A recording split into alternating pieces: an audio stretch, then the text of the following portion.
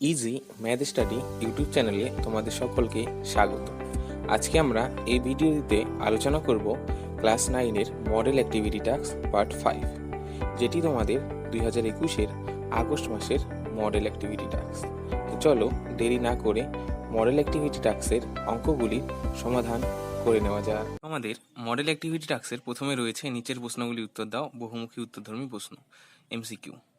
1 নম্বর কোশ্চেনটা হলো, এক সবজি বিক্রেতা 20 টাকায় 10টি লেবু কিনে 20 টাকায় 8টি লেবু বিক্রি করেন, তার শতকরা লাভ হয়। দেখো এখানে অপশন রয়েছে, তাহলে আমরা অ্যান্সারটা কি খালি অপশনটা লিখবো এবং কারণটা ব্যাখ্যা এইদিকে করে দিব। তাহলে দেখো এখানকার অ্যান্সারটা আসবে আমাদের এই অপশন 25%। ঠিক আছে, শতকরা লাভ আসবে কত পার্সেন্ট? 25%। তো কেন অ্যান্সার 25% আসলো তোমরা একটু দেখে নাও, একটু বলে দিই। তাহলে দেখো এখানে বলা আছে যে কত 20 টাকায় 10টি লেবু কিনে 20 টাকায় 8টি লেবু বিক্রি করে। তাহলে দেখো 10টি লেবুর ক্রয় মূল্য, অর্থাৎ যে 10টি লেবু কিনে, তাহলে 10টি লেবুর ক্রয় মূল্য কত পাচ্ছি? 20 টাকা। তাহলে একটি লেবুর ক্রয় মূল্য কত পাচ্ছি? একটি লেবুর ক্রয় মূল্য কত হবে? 20/10, অর্থাৎ 2 টাকা হবে। তাহলে কত টাকা হবে? 2 টাকা। তাহলে একটি লেবুর যদি ক্রয় মূল্য আমাদের 2 টাকা হয় একটা লেবু, তাহলে আমাদের কয়টা লেবু বিক্রি করতেছি? 8টি লেবু বিক্রি করতেছি। তাহলে 8টি লেবুর বিক্রয় মূল্য বের করব। তাহলে সুতরাং কত? 8টি লেবুর বিক্রয় মূল্য কত পাইলাম? 16 টাকা। দেখো আমরা 8টি লেবু বিক্রি করতেছি 20 টাকায়, আর এখানে 8টি লেবু কিনতেছি কত টাকায়? 16 টাকায়। তাহলে 8টি লেবুর ক্রয় মূল্য 16 টাকা পাইলাম। আবার 8টি লেবুর বিক্রয় মূল্য কত? 20 টাকা। তাহলে আমাদের কি হবে? লাভ হবে না লস হবে? তাহলে নিশ্চয়ই আমাদের লাভ হবে, কারণ 8টি লেবু 16 টাকায় কিনে আমরা 20 টাকায় বিক্রি করতেছি। তাহলে দেখো, তাহলে লাভ হচ্ছে কত? 20 - 16 = 4 টাকা হচ্ছে লাভ। তাহলে আমাদের শতকরা লাভের কি ফর্মুলা রয়েছে? সূত্র। তাহলে যে লাভ ডিভাইডেড বাই ক্রয় মূল্য ইন্টু 100, এটাকে আমরা শতকরা লাভ বলি। তাহলে দেখো লাভ আমাদের 4 টাকা হয়েছে, আর ক্রয় মূল্য কত? 16 টাকা। তাহলে বাই 16 ইন্টু 100, দেখো 4 4 16, 4 100 কে কাটলে 4 25, 4 25-এ 100, অর্থাৎ আমাদের কত আসলো শতকরা লাভ? 25 টাকা। তাহলে অপশন কোনটা হয়ে যাবে আমাদের? Option A, 25। তোমাদের দ্বিতীয় অঙ্কটা হলো, দেখে নাও একটু দ্বিতীয় অঙ্কটা। তাহলে দ্বিতীয় অঙ্কটা হচ্ছে, PQRS ট্রাপিজিয়ামের দুটি তির্যক বাহু PS এবং QR এর মধ্যবিন্দু যথাক্রমে x ও y হয়, তবে xy = কত পাবো? তাহলে দেখো এখানে অপশন রয়েছে, এখানকার অপশনের মধ্যে অ্যান্সার হবে কোনটা? Option C. Option C, 1/2 PQ plus RS। তাহলে তোমরা এটা হচ্ছে এক ধরনের একটা প্রয়োগ, তোমাদের বইয়ে বইয়ের গণিত প্রকাশ বইয়ের 126 পৃষ্ঠায় প্রয়োগ 5-এ পেয়ে যাবে। দেখো এখানে বলা আছে যদি PQRS একটা ট্রাপিজিয়াম হয়, PQRS, তাহলে PS আর QR এর যদি মধ্যবিন্দু x আর y হয়, তাহলে আমরা বলতে পারি xy = SR, অর্থাৎ xyটা SR এর সমান্তরাল, এবং xy = লিখতে পারি 1/2 PQ প্লাস RS। তাহলে হাফ এটা PQ প্লাস RS এর যোগফলের অর্ধেক। ঠিক আছে, তাহলে এটার অপশন হয়ে যাবে আমাদের কি? তো 1/2 PQ প্লাস RS। তোমরা এটা পেজ নাম্বার বইয়ে দেখে নিবা, 126 পেজের প্রয়োগ 5-এ। ঠিক আছে। 3 নম্বর কোশ্চেনটা রয়েছে, 105 এবং 140 শ্রেণীটির পরিসংখ্যা 14 হলে শ্রেণীটির পরিসংখ্যা ঘনত্ব কত? তাহলে এটাও অ্যান্সার আসবে কত? অপশনটা চলে আসবে আমাদের বি অপশন, 0.4। তাহলে দেখো কারণটা আমি এদিকে ব্যাখ্যা করেছি, তোমরা একটু দেখে নাও কি করে 0.4 আসে, তোমরা একটু দেখে নাও। তাহলে দেখো আমরা জানি কোন শ্রেণীর কি হয়? পরিসংখ্যা ঘনত্ব সমান কি হয়? পরিসংখ্যা ঘনত্ব সমান উক্ত শ্রেণীর পরিসংখ্যা ডিভাইডেড বাই কি হয়? শ্রেণী দৈর্ঘ্য। তাহলে উক্ত শ্রেণীর পরিসংখ্যা দেওয়াই আছে কত? 14। তাহলে 14 লিখে নিলাম, এবং শ্রেণী দৈর্ঘ্য কি হয়? উচ্চ শ্রেণী সীমা মাইনাস নিম্ন শ্রেণী সীমানা। তাহলে দেখো উচ্চ শ্রেণী সীমানা কত দেওয়া আছে? 140, এবং নিম্ন শ্রেণীর সীমানা কত দেওয়া আছে? 105। তাহলে 140 মাইনাস 105, তাহলে এখানে আসলো 35, এবং 7 দিয়ে কাটলাম, 7 দুগুণা 14, আর 5 7 35। এখন 2/5, দেখো 2/5 মানে কত? অর্থাৎ 5 দিয়ে তোমরা 2-কে ভাগ করতে পারো, অথবা আমি একটা কাজ করি। কি কাজ? দেখো তোমরা দেখো এখানে আমি কি করব, নিচে 10 বানাবো, আর 10 নিচে 10 হওয়া মানে কত? এক ঘর আগে দশমিক। তাহলে উপরে একটা 2 দিয়ে গুণ করি আমি, আর নিচে একটা, কারণ নিচে 2 দিয়ে গুণ করলে উপরেও 2 দিয়ে গুণ করতে হবে। তাহলে কত আসে? উপরে 4 আসে 2 দুগুণ, আর নিচে কত আসে? 10, আর 10 মানে কয় ঘর আগে? এক ঘর। তাহলে 0.4। তাহলে কত আসবে? 0.4 অ্যান্সার। তাহলে এখানে অপশন কোনটা? বি সঠিক অ্যান্সার। ঠিক আছে। এর পরের প্রশ্নটি রয়েছে, 3 মিটার লম্বা ও 2 মিটার চওড়া একটি আয়তকার জায়গা 5 ডেসিমি বর্গ টালি দিয়ে বাঁধতে হলে টালি লাগবে। তাহলে দেখো যদি আমরা 3 মিটার লম্বা এবং 2 মিটার চওড়া কোনো একটা আয়তকার জায়গায় কত 5 ডেসিমি বর্গ টালি যদি আমরা বসাই, তাহলে টোটাল কতগুলো সংখ্যক টালি লাগবে বের করতে বলছে। তাহলে এখানকারও অ্যান্সার আসবে অপশন সি, অর্থাৎ 24টি। অপশন সি 24টি, কারণ এইদিকে ব্যাখ্যা করা আছে। দেখো কারণটা কি বলা আছে, দেখো আমাদের এখানেও মিটার এখানেও মিটার, তাহলে একটা ডেসিমিটার আছে, আমরা ডেসিমিটারটাকে মিটারে নিয়ে যাই। তাহলে ডেসিমিটারটাকে মিটারে নিয়ে গেলে কত, 10 দিয়ে কি করতে হয়, ভাগ, 5/10 এত মিটার। তাহলে দেখো আয়তকার জায়গায় ক্ষেত্রফল কত পাইলাম, এখানে কত হয়, দৈর্ঘ্য গুণন প্রস্থ, দৈর্ঘ্য কত 3 মিটার লম্বা আর প্রস্থ কত 2 মিটার, তাহলে 3 × 2 বর্গ মিটার পেয়ে গেলাম। এখন দেখো বর্গাকার টালির ক্ষেত্রফল, কারণ এটা বর্গাকার আর বর্গক্ষেত্রের ক্ষেত্রফল কি হয়, বাহু গুণ বাহু। বাহু কত পাইলাম, 5 ডেসিমিটার, মিটারে নিয়ে গেছি 5/10, তাহলে 5/10 গুণ 5/10 এত বর্গ মিটার। তাহলে এখন তাহলে সুতরাং টালি লাগবে, তাহলে টোটাল আমরা কোথায় বসাচ্ছি, আয়তকার জায়গাটাতে বসাচ্ছি, কি বসাচ্ছি, টালি বসাচ্ছি। তাহলে আয়তকার জায়গার ক্ষেত্রফল ডিভাইডেড বাই টালির বর্গাকার টালির ক্ষেত্রফল। তাহলে দেখো আয়তকার জায়গার ক্ষেত্রফল কত, 3 × 2 মিটার, আর বর্গাকার টালির ক্ষেত্রফল কত, 5/10 × 5 আবার এই নিচের 10গুলো কোথায় চলে যাবে, ঠিক উপরে চলে যাবে। এটাকে আমরা কি বলি, সিম্পলিফাই করার নিয়ম। তাহলে দেখো 3 গুণ 2 গুণ কয়টা হবে, 10, 2টা উপরে 10, আর নিচে কত আসতেছে, 5 × 5। তাহলে দেখো 5 দিয়ে কাটলে কত হবে, 5×2 = 10, আবার এটাও 5 দিয়ে কাটলে 5×2 = 10, তাহলে 2×2 = 4, 4×2 = 8, 3 আসতে কত আসে, 24টি। কয়টা, 24টি। তাহলে অপশন কোনটা, অপশন সি 24টি। ঠিক আছে, এর পরেরটা দেখো 2 নম্বরে সত্য মিথ্যা লেখো, অর্থাৎ একের গুলো শেষ হয়ে গেলে এখন 2-এ চলে আসলাম। ঠিক আছে, 2-এ কি আছে, সত্য মিথ্যা। তাহলে 1 নম্বর রয়েছে ত্রিভুজ এবিসি সমকোণী ত্রিভুজের কোণ বিএসি 90 ডিগ্রি এবং বিসি বাহুর মধ্যবিন্দু ডি হলে এডি = হাফ বিসি। তাহলে দেখো এটাও একটা তোমাদের বইয়ে প্রয়োগ, এটাও তোমরা বইয়ে পেয়ে যাবে, তোমাদের বইয়ের 128 পেজের প্রয়োগ 7 নম্বরে পেয়ে যাবে। তাহলে এটা কি হয়ে যাবে, সত্য। কারণ দেখো ব্যাখ্যাটা কি, ত্রিভুজ এবিসি আমরা যদি ত্রিভুজ এবিসি নেই, তাহলে এখানে এ কোণটা যদি 90 ডিগ্রি হয়, তাহলে বিএসি মানে এ কোণটা কত ডিগ্রি হবে, 90 ডিগ্রি, এবং ডিবিসি বাহু যদি মধ্যবিন্দু হয়, তাহলে আমরা প্রমাণ করতে পারি যে এডি = কত হয়ে যায়, এডিটা হয়ে যায় হাফ বিসি। তাহলে বিসি বাহুর কি হয়ে যায়, এডি বাহুটা বিসি বাহুর কি হয়ে যায়, অর্ধেক হয়ে যায়। ঠিক আছে, বিসি বাহুকে অর্ধেক করলে আমরা এডি বাহুটা পাই। তাহলে এখানে বলছে এডি = হাফ বিসি, তাহলে এখানকার এটা কি হয়ে যাবে, এটা আমাদের অপশনটা কি আসবে, বিবৃতিটি সত্য। ঠিক আছে, তোমরা তোমাদের টেক্সট বুক পেজ নাম্বার 128-এর প্রয়োগ 7-এ দেখে নিও। সত্য না মিথ্যা 2 নম্বর কোশ্চেনটা রয়েছে, একটি পরিসংখ্যা বিভাজন তালিকায় একটি শ্রেণীর মধ্যবিন্দু 10 এবং প্রতিটি শ্রেণী দৈর্ঘ্য 6 হলে শ্রেণীটির নিম্নসীমা হবে 8। তাহলে দেখো এটার যদি ক্যালকুলেশন করি, তাহলে আমাদের নিম্নসীমা কত আসে, 7, কিন্তু এখানে বলা আছে 8, তাহলে এখানকার অ্যান্সারটা কি হবে, বিবৃতিটি মিথ্যা। তাহলে ব্যাখ্যা বা কারণটা তোমরা একটু দেখে নাও। দেখো আমি ধরি কত আছে, ঊর্ধ্বসীমা ধরে নিলাম x এবং নিম্নসীমা ধরে নিলাম y। তাহলে দেখো আমরা মধ্যবিন্দু কি করে বের করি, ঊর্ধ্বসীমা যোগ নিম্নসীমা ডিভাইডেড বাই 2 = মধ্যবিন্দু। তাহলে সুতরাং x + y/2 = কত, মধ্যবিন্দু 10 বলে আছে, = 10। তাহলে দেখো এখানকার 2টা ভাগ আছে, এদিকে গেলে গুণ, তাহলে 10 দুগুণে কত হয়ে যাবে, 20, একে বজ্রগুণ বলি আমরা। তাহলে x + y = 20, এটা 1 নম্বর সমীকরণ। এবং যেহেতু শ্রেণী দৈর্ঘ্য দেওয়া আছে, শ্রেণী দৈর্ঘ্য মানে কি, উচ্চ শ্রেণী সীমানা মাইনাস নিম্ন শ্রেণী সীমানা, তাহলে উচ্চ শ্রেণী সীমানা x মাইনাস নিম্ন শ্রেণী সীমানা y সমান কত, 6 দেওয়া আছে, শ্রেণী দৈর্ঘ্য = 6, এটা আমাদের 2 নম্বর সমীকরণ। এখন 1 আর 2 আমরা সমাধান করব, তাহলে আমাদের অ্যান্সার চলে আসবে। তাহলে দেখো এখানে নিম্ন শ্রেণী সীমানা বের করতে বলছে, তাহলে আমরা x কে কাটবো, কারণ y এর মান বের করতে হবে নিম্ন শ্রেণীটাকে। তাহলে x কে কাটার জন্য দেখো x এটারও যোগ এটাও যোগ চিহ্ন, তাহলে নিশ্চয়ই আমাদের বিয়োগ করতে হবে, তাহলে আমি বিয়োগ করে দিলাম 2টা সমীকরণ, 1 আর 2, তাহলে মাইনাস প্লাস মাইনাস, কারণ চিহ্ন পরিবর্তন করতে হয় বিয়োগ করার সময়। তাহলে দেখো x কেটে গেল, এখানে কত, প্লাস ওয়াই, তাহলে 2টা y যোগ করলে 2y = 20 থেকে 6 বাদ দিলে কত, 14, তাহলে 2 দিয়ে 14 কাটলে কত, 7, তাহলে y এর মান কত পাইলাম, 7 দিন। তাহলে সুতরাং নিম্নসীমা কত পাইলাম, 7, কিন্তু এখানে বলা আছে কত, নিম্নসীমা কত হবে, 8। তাহলে দেখো কি হবে অ্যান্সারটা, বিবৃতিটি মিথ্যা। এই কারণে আমাদের অ্যান্সার চলে আসবে বিবৃতিটি মিথ্যা। সত্য মিথ্যা 3 নম্বর প্রশ্নটি রয়েছে, একটি সামান্তরিক আকারের ক্ষেত্র, একটি আয়তক্ষেত্র এবং একটি ত্রিভুজাকার ক্ষেত্র একই ভূমি ও একই সমান্তরাল যুগলের মধ্যে অবস্থিত হলে এবং তাদের ক্ষেত্রফল যথাক্রমে পি আর টি হলে পি = r = t/2।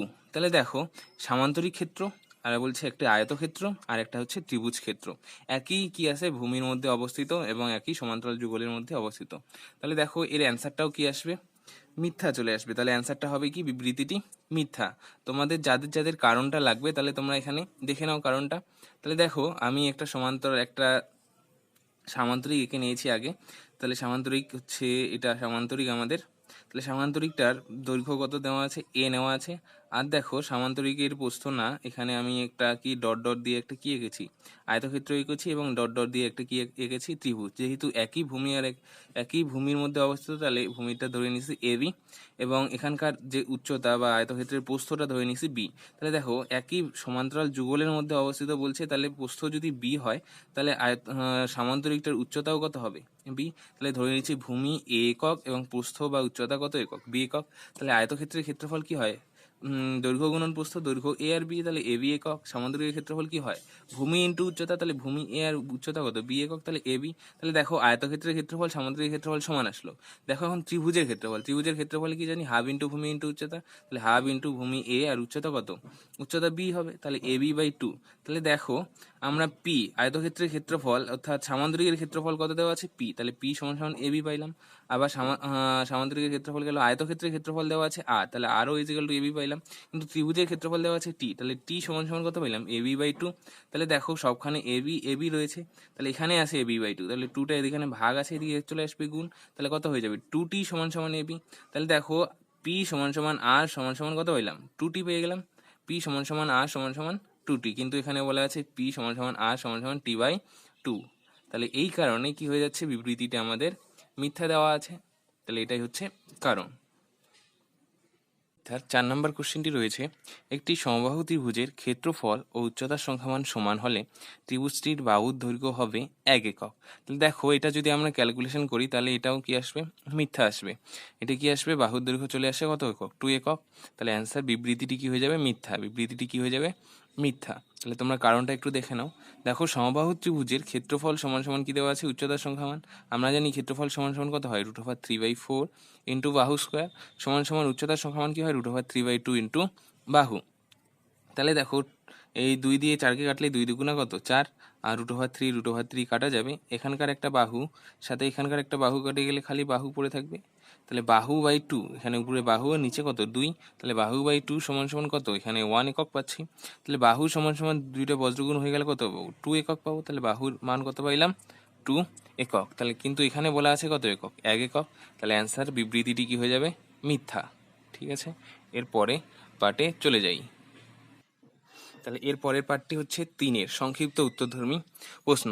1 নম্বর কোশ্চেনটি রয়েছে, একটি ঘড়ি পরপর 10% ও 5% ছাড়ে বিক্রয় করা হলে সমতুল্য ছাড় কত হবে। তাহলে দেখো আমি অ্যান্সারটা এখানে করে দিয়েছি, তাহলে তোমরা একটু দেখে নাও। তাহলে দেখো মনে করি ঘড়িটির দাম ধরে নিলাম কত টাকা, 100 টাকা। তাহলে ঘড়িটির দাম কত ধরে নিলাম, 100। এখন 10% ছাড় দিচ্ছে, তাহলে প্রথমে ছাড় দেয় সমান সমান 100 টাকার কত, 10%। তাহলে 100 টাকার মানে গুণ, আর পার্সেন্ট উঠাইলে কত, নিচে 100 হয়, তাহলে 10/100, 100 কাটা গেল 10 টাকা। তাহলে প্রথমে কত ছাড় পেলাম আমরা, 10 টাকা। তাহলে আগে দাম তো ধরলাম 100 টাকা, এখন ছাড় পেয়ে গেলাম 10 টাকা। তাহলে ঘড়িটির দাম কত হচ্ছে, তাহলে দেখো ঘড়িটির দাম সমান সমান 100 - 10 সমান সমান 90 টাকা। এখন আবার কত পার্সেন্ট ছাড় পাচ্ছি, 5%। প্রথমে তো 10% গেল, 10% ছাড় দিয়ে হয়ে গেল 90 টাকা। এখন আবার 90 টাকার কত পার্সেন্ট ছাড় পাবো, 5% পাবো। তাহলে দেখো পরে ছাড় দেয়, তাহলে 90 টাকার কত পার্সেন্ট, 5%। তাহলে 90 ইন্টু টাকার মানে গুণ, তাহলে 5 আর পার্সেন্ট উঠে নিচে 100। তাহলে 0 0 কাটলাম, 5 দুগুণা 10, তাহলে কত আসলো, 9/2 টাকা। আর 9/2 মানে কত, 9-এর অর্ধেক কত, 4.5 টাকা, তাহলে 4.5 টাকা। তাহলে টোটাল ছাড় কত, এখানে 10 টাকা ছাড় পাইলাম আর এখানে কত টাকা, 4 টাকা 5 পয়সা ছাড় পাইলাম। তাহলে দেখো এখানে সমতুল্য ছাড় কত, এখানে 10 টাকা। তাহলে এখানে 10 প্লাস 4.5, তার মানে 14.5%। তাহলে সমতুল্য ছাড়া কত হবে আমাদের, 14.5%। ঠিক আছে, এর পরের কোশ্চেনটা 2 নম্বর কোশ্চেনে রয়েছে, একটি বৃত্তের ব্যাসের দৈর্ঘ্য এবং একটি বর্গক্ষেত্রের বাহুর দৈর্ঘ্য সমান হলে তাদের পরিসীমার অনুপাত কত হবে। তাহলে বৃত্তের ব্যাসের দৈর্ঘ্য এবং বর্গক্ষেত্রের বাহুর দৈর্ঘ্যের সমান। তাহলে দেখো আমি ধরে নিলাম বৃত্তের ব্যাসার্ধ সমান সমান r একক, তাহলে বৃত্তের ব্যাস কত হবে, 2r একক। সুতরাং তবে বৃত্তের পরিধি আর পরিসীমা একই। দেখো বৃত্তের ক্ষেত্রে পরিধি আর পরিসীমা কি হয়, একই হয়। তাহলে বৃত্তের পরিধি বা পরিসীমা বলতে পারো, তাহলে কি হয়, 2πr একক, এটা আমরা জানি 2πr একক। তাহলে প্রশ্ন মতে দেওয়া আছে কি, বর্গক্ষেত্রে বাহুর দৈর্ঘ্য, আবার কি বর্গক্ষেত্রে বাহুর দৈর্ঘ্য কি বলা আছে, বৃত্তের ব্যাসের সঙ্গে ব্যাসের দৈর্ঘ্যের সমান। তাহলে কত, বর্গক্ষেত্রে বাহুর দৈর্ঘ্য সমান সমান 2r একক হবে, কারণ ব্যাসের সাথে সমান। তাহলে 2r একক। তাহলে সুতরাং বর্গক্ষেত্রের পরিসীমা কি হয়, 4 ইন্টু বাহু, তাহলে 4 ইন্টু 2r এত একক, তাহলে 4 দুগুণা কত 8, 8 একক চলে আসলো। তাহলে এখন আমরা কি বের করব, পরিসীমার অনুপাত বের করব। তাহলে অতএব বৃত্ত এবং বর্গক্ষেত্রের পরিসীমার অনুপাত, তাহলে বৃত্তর কত পরিসীমা 2 পাই আর ইস্টু এখানে কত এইটার, তাহলে এইটার, তাহলে দেখো এখানে 2 দিয়ে 8কে কাটলে কত 4 দুগুণা 8, এখানকার 8 এখানকার 8 কাটা গেল। আবার পাইয়ের মান আমরা কত জানি 22/7, তাহলে বসিয়ে দিলাম 22/7 আর এখানে কত থাকলো 4। তাহলে দেখো এখানে 2 11 22, 2 দিয়ে কাটা যায় 2 11 22 আর 2 দুগুণা 4, তাহলে 11/7, এখানে 2 থাকলো। তাহলে 7টা আমাদের পূর্ণ সংখ্যায় নিয়ে গেলে কি হবে, 7 দিয়ে এখানে গুণ করতে হবে, এখানেও গুণ, মানে 7টা এখানে একা আছে, এদিকে গেলে কোথায় উপরে চলে যাবে। তাহলে 11, 7 দুগুণা কত 14, তাহলে আমাদের অ্যান্সার আসবে 11:14। ঠিক আছে, এটা আমাদের অ্যান্সার। দেখো 3 নম্বরে তোমাদের একটা রাশিবিজ্ঞানের অঙ্ক করতে দিয়েছে। অঙ্কটা হলো, একটি গ্রামে 33টি দোকানে দৈনিক লাভ দেওয়া আছে টাকায়, নিচে তালিকা দেওয়া আছে। দেখো দৈনিক লাভ আছে 0 থেকে 50, 50 থেকে 100, 100 থেকে 150, দোকানের সংখ্যা দেওয়া আছে 8, 15, 10। তাহলে তথ্যটির আয়তলেখ অঙ্কন করো। তাহলে দেখো এখানে তোমরা এই ছকটা যে আমি করেছি, তোমরা ছকটা চাইলে করতেও পারো অথবা নাও করতে পারো, তোমাদের কোনটা লাগবে, এই গ্রাফটা লাগবে। তাহলে দেখো আমি যেভাবে লিখে নিয়েছি, দেখো প্রদত্ত তথ্যের আয়তলেখ অঙ্কনের পরিসংখ্যা বিভাজন ছকটি নিম্নরূপ। তাহলে দেখো শ্রেণীটা তোমরা লিখে নিবা, এবং শ্রেণী দৈর্ঘ্যটা না লিখলেও হবে, পরিসংখ্যাটা লিখতে হবে। ঠিক আছে, শ্রেণী আর পরিসংখ্যা অবশ্যই লিখতে হবে। দেখো শ্রেণী কত 0 থেকে 50, 50 থেকে 100, 100 থেকে 150, এগুলো লিখে নিয়েছি।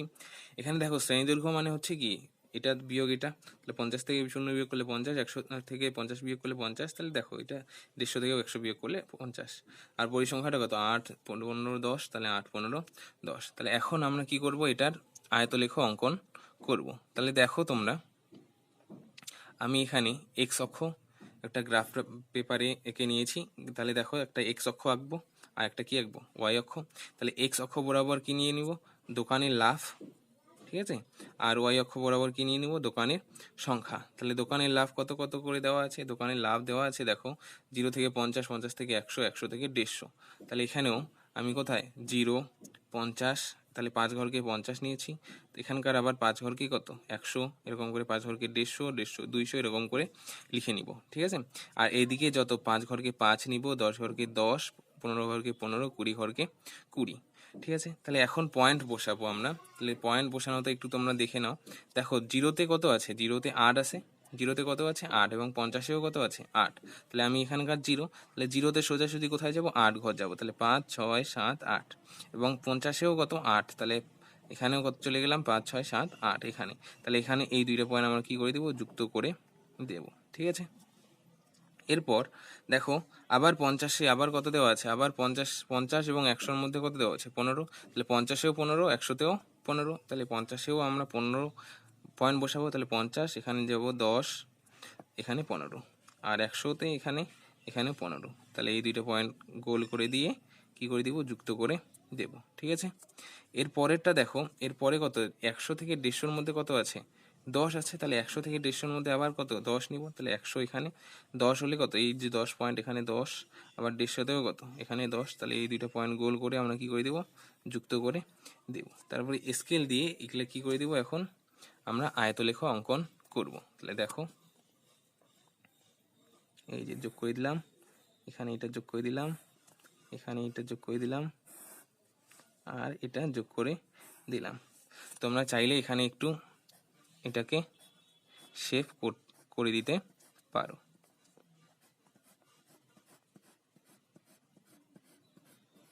এটা আমাদের হয়ে যাবে কি, আয়তলেখ অঙ্কন। ঠিক আছে, আর এখানে লিখে নিবে যে এক্স অক্ষ বরাবর একটি বাহুর মান কত একক, এক্স অক্ষ বরাবর দেখো 10 একক। কেন 10 একক, কারণ এই যে 10, 20, 30, 40, 50, একটা বাহুকে মানকে আমরা কত নিছি 10 করে, আর এদিকে একটা বাহুকে কত করে নিছি 1, 2, 3, 4, 5। তাহলে ওয়াই অক্ষ বরাবর একটি বাহুর মান কত একক, 1 একক। ঠিক আছে, দেখো 4 নাম্বার কোশ্চেনটা কি রয়েছে, বলছে যুক্তি দিয়ে প্রমাণ করো যে কোনো ত্রিভুজের দুটি বাহুর মধ্যবিন্দু সংযোগ সরলরেখাংশ তৃতীয় বাহুর সমান্তরাল আর অর্ধেক। তাহলে দেখো এটা তোমাদের একটা উপপাদ্য, তোমাদের বই গণিত প্রকাশ বইয়ের পৃষ্ঠা নম্বর 124 এর উপপাদ্য নম্বর 20-তে পেয়ে যাবে। আমি এটার এখানে লিখে করালাম না, যেহেতু সময় অনেকটা বেশি লাগবে। তোমাদের যদি উপপাদ্যটি বুঝতে অসুবিধা হয় নিচে কমেন্টে জানিও, আমি আলাদা একটা ভিডিও বানিয়ে বুঝিয়ে দেবো। তাহলে তোমাদের একটু বই থেকে দেখিয়ে দেই উপপাদ্যটা।